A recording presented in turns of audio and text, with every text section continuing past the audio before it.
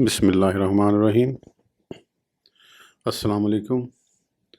In this video, we will continue book al-Qushayriyyah al-risālah. Before this, if you still not subscribe, please subscribe and press bell icon. So let's continue. Abu Yazid bin Tayfur bin Eissa al-Bastami. His grandfather was a Zoroastrian who converted to Islam. He had three sons, Adam, Tayfur and Ali. All of them were devotees and ascetics. He, Abu Yazid, died in 261, 875, although some say 234 or 848. I heard Muhammad bin al-Hussein, may God have mercy on him, say, I heard Abu al-Hasan al-Farsi say, I heard al-Hasan bin Ali say, someone asked Abu Yazid how he acquired his knowledge of God. He answered, by a hungry stomach and by a naked body. I heard Muhammad bin al-Hussein, may God have mercy on him, say, I heard Mansur bin Abdullah say, I heard Ammi al-Bastami say, I heard my father say, I heard Abu Yazid say, I have engaged in spiritual struggle and ascetic exercises for 30 years and found that there is nothing harder for me than the knowledge of the divine law and adherence to it. And were it not for the disagreement of religious scholars, I would have remained where I was at the beginning, for the disagreement of scholars is a divine blessing, except in one issue, that is the understanding of God's uniqueness. It is said that Abu Yazid did not depart from this world until he had committed to memory the whole of the Quran. Abu Hatim al-Sijistani informed me, Abu Nasr al-Saraj told me, he said, I heard Tayfur al-Bastami say, I heard the person nicknamed Ammi al-Bastami say, I heard my father say, Abu Yazid told me, let's go and see a man who is famous for his sainthood. And the person was indeed one who was often visited on account of his sainthood and was renowned for his asceticism. So we came to visit him. When that man left his house and entered the mosque, he spat in the direction of the Qibla. On seeing this, Abu Yazid turned and went away without even greeting the man. He said, this man cannot be trusted even as far as the observance of the manners of the Messenger of God, may God bless and greet him, are concerned. How can one trust his other claims?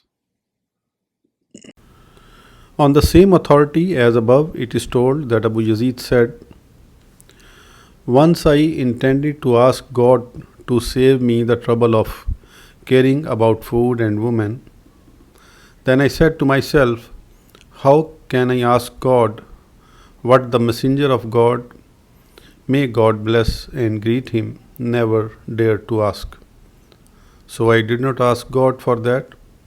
Then God, may he be blessed and exalted, protected me from the desire of women in such way that I no longer cared whether there was before me a woman or a wall. I heard Sheikh Abu Abdul Rahman al-Sulami, may God have mercy on him, say, I heard Al-Hasan bin Ali say, I heard Ammi al-Bastami say, I heard my father say.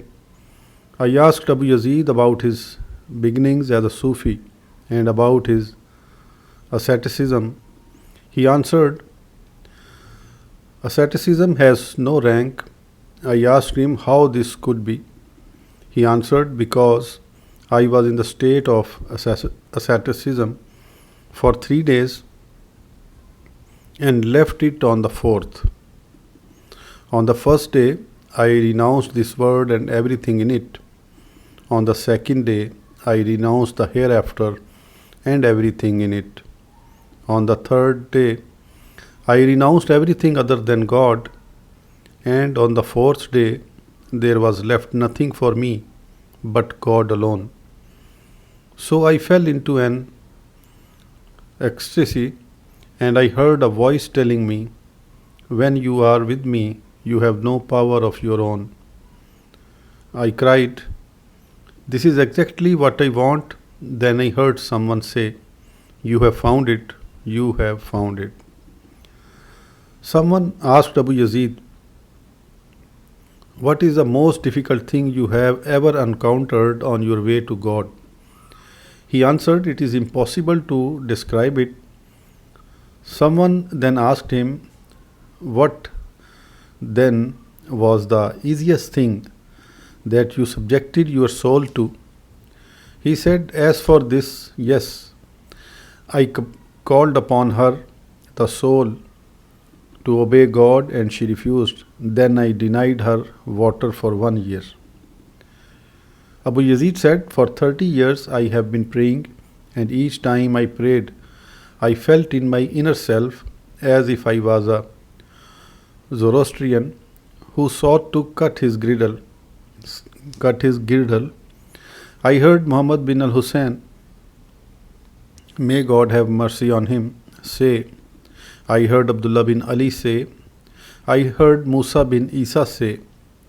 My father told me that Abu Yazid once said, when you see a man who is endowed with miracles to such an extent that he can sit on the air, do not be deluded by him until you have tested his attitude toward what is permitted and what is prohibited, his observance of the legal rules and of the divine law. Ammi al-Bastami said on the authority of his father, one night Abu Yazid went to a hospice in order to recollect God's name.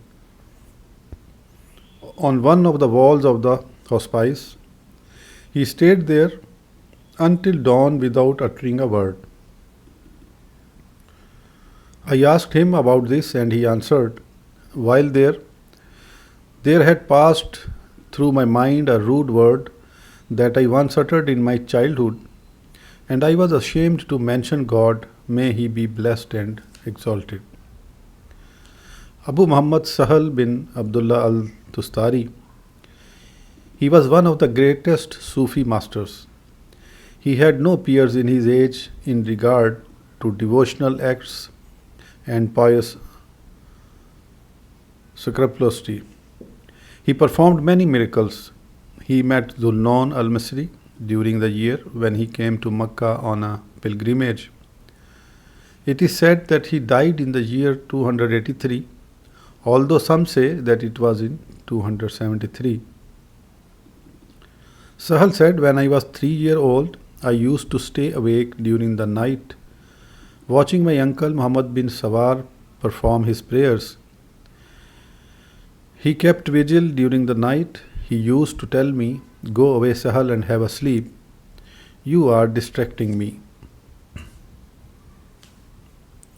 I heard Muhammad bin al-Hussein, may God have mercy on him, say, I heard that Abu al-Fath Yusuf bin Umar, the ascetic, said, I heard that Abdullah bin Abdul Hamid said, I heard that Ubaidullah bin Lulu said, I heard that Umar bin Wasil al-Basri recounted about Sahal bin Abdullah that he told him, One day my uncle asked me, "Don't you remember God who created you?" I asked him, "How can I remember him?" He said, "Say by your heart as you move around in your clothes without, however, moving your tongue. God is my watcher." I said this for 3 nights. Then I told him about this, and he said to me, "Say this 7 times during the night." I said this, then told him about this. He said to me, "Say this 11 times during the night." I said this, and I felt the sweetness of this in my heart. After 1 year, my uncle told me, "Keep on doing it, what I taught you, and continue to do this until you enter your grave. For this will benefit you in this world and in the hereafter." I kept doing this for many years, and I felt the sweetness of this in my innermost heart. One day my uncle told me, "Sahal, how can a man with whom God is always present and whom he always watches and observes commit a sin? So stay away from sin." I used to seclude myself from people. Then my parents sent me to a Quranic school. I told them, "I fear that my internal concentration on God might dissipate. Make arrangements with the teacher so that I would come to him for a short while, study with him, and then come back." So I began to go to the school. I learned the Quran by heart when I was 6 or 7 years old. I was fasting constantly and ate nothing but barely bread until I turned 12 years of age. When I turned 13, I came across a problem and asked my family to send me to Basra so that I could inquire about it. I arrived in Basra and began to ask local scholars about it. However, none of them was able to satisfy me. Then I left for Abadan in order to meet a man known as Abu Habib Hamza bin Abdullah al-Abdani. I asked him about this problem and he answered me. I stayed with him for a while, benefiting from his teaching and imitating his good manners. Then I returned to Tustar. There, my only meal consisted of a sack of barley that one could buy for 1 dirham, which I ground and from which I made bread for myself. Every night before dawn, I ate for this just 1 ounce without salt or seasoning. Thus, 1 dirham was enough for me for a whole year. I decided to fast for 3 nights and to break my fast on the 4th, then on the 5th, then on the 7th, then on the 15th. In this way, I spent 20 years, whereupon I began to roam the land until I again returned to Tustar. There I used to stay awake all night. I heard Muhammad bin al-Hussein say, I heard Abu al-Abbas al-Baghdadi say, I heard Ibrahim bin Firas say, I heard Nasr bin Ahmad say, Sahar bin Abdullah al-Tustari said, every deed that the servant of God performs without imitation, be it obedience to God or disobedience, is done to please his own self, whereas every deed that he performs in imitation of the Prophet or his companions is painful to the soul. Abu Sulaiman Abdul Rahman bin Atiyah al-Darani. Daran is a village near Damascus. He died in the year 215. I heard Muhammad bin al-Hussein say, I heard Abdullah bin Muhammad al-Razi say, Ishaq bin Ibrahim bin Abi Hassan told me. I heard Ahmad bin Abi al-Hawari say, I heard Abu Sulaiman say, "He who is doing good during the day will be rewarded during the night, and he who is doing good during the night will be rewarded during the day. He who has relinquished his carnal desire, God will remove it from his heart, for God, Most High, is too noble to torment the heart with carnal desire after it has relinquished it for his sake." According to the same chain of transmission, he also said, "When desire for his life settles down in the heart, desire for the hereafter departs from it." I heard Sheikh Abu Abdul Rahman al-Sulami, may God have mercy on him, say, I heard al-Husayn bin Yahya say, I heard Jafar bin Muhammad bin Nusair al-Khuldi say, I heard al-Junayd say, Abu Sulaiman al-Darani said, "Whenever a word of spiritual wisdom enters my heart, I would not accept it unless it is confirmed by two just witnesses, the Holy Book and the Prophet's custom." Abu Sulaiman said, "The noblest of all deeds is to oppose the lusts of the soul." He said, "Each thing has its sign. The sign of forgetfulness of God is when one stops crying." He said, "Each thing has its own rust. The rust on the heart's light is when one's belly is full." He said, "Whatever distracts you from God Most High, be it wealth or a child, brings you misfortune." Abu Sulaiman also said, "One cold night I was praying in front of a mihrab. Cold began to bother me and I hid one hand from cold, while leaving the one exposed. Then sleep overcame me and I heard a voice, 'Abu Sulaiman, we have already bestowed upon this one what it deserves. If only there were the other one, so that we could do the same to it.' I then swore to myself that I would never pray without exposing both hands, whether it is cold or warm." Abu Sulaiman said, "Once I overslept my personal prayer. All of a sudden, I saw a maiden of paradise who said to me, 'You sleep, while I am being prepared for you in the female chamber of the for 500 years. Abdullah bin Yusuf al-Isbahani told me, Amr al-Jolasti told me, Muhammad bin Ismail told me, Ahmad bin Abi al-Hawari told me. Once I came to visit Abu Sulaiman and saw him crying. I asked him why he was crying. He said, 'Ahmad, how can I not cry?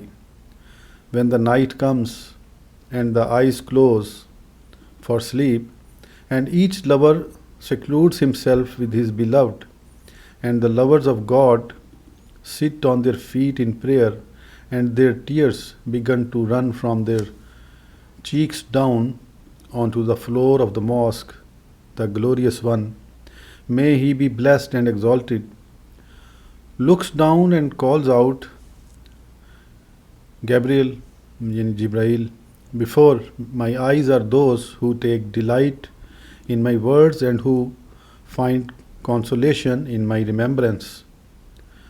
I am watching them in their seclusion, I am hearing their sighs, and I am seeing their tears. Why don't you, Gabriel, call upon them and say, what is with all this crying? Have you ever seen a beloved who torments his lovers? Or would it be proper for me to punish people who are full of humble adoration for me? I swear by myself, when they come before me on the day of resurrection, I will unveil before them my noble face, so that they would look at me and I at them. Abu Abdurrahman Hatim bin Unwan. Some say that his name was Hatim bin Yusuf al-Assam. He was a great Sufi master of Khurasan.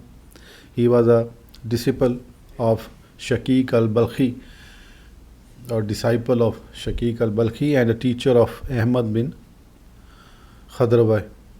People say that he was not deaf and that he only feigned deafness once, hence his nickname. I heard that my master Abu Ali al-Daqqaq, may God have mercy on him, said that once a woman came to Hatim and asked him a question. It so happened that as she was with him, there came from her an indecent noise. She was ashamed of this. Hatim then told her, "Speak louder," and put on a show of deafness. The woman was relieved and said to herself that he must have not heard the noise. Since then he came to be known as the deaf. Sheikh Abu Abdurrahman al-Sulami, may God have mercy on him, said, I heard Abu Ali Sayyid bin Ahmad say, I heard my father say, I heard my uncle Muhammad bin al-Layth say, I heard Hamid al-Lafaf say, I heard Hatim al-Assam say, not a single morning passes without Satan asking me, what will you eat today? What will you wear and where will you live? I answer him, I shall eat death, I shall wear a shroud, and I shall live in a grave. According to the same chain of transmission, he was once asked, don't you desire anything? He answered, all I desire is that I live from morning to evening in good health. Someone asked him, does this mean that not all of your days are healthy? He answered, my day is healthy when I do not disobey God during it. It is told that Hatim al-Assam said, when I took part in a military expedition, a Turk seized me, threw me on the ground and was about to slaughter me. However, I had no concern for him. I was lying there and waiting for what God Most High had in store for me. As he was groping for his knife, he was hit by a stray arrow that killed him. I pushed him off and stood up.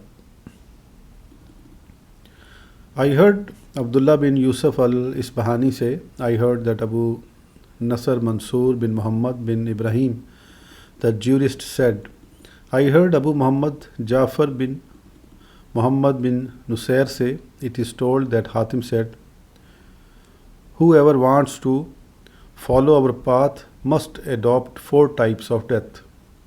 A white death, that is hunger. A black death, that is to tolerate torments from people. A red death, that is to oppose the urges of the soul in full sincerity. A green death, that is to put one path upon the other over and over again.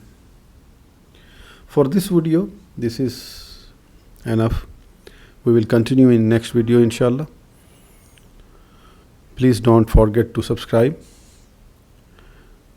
Till then, Allah Hafiz. We will meet again in next video, inshallah.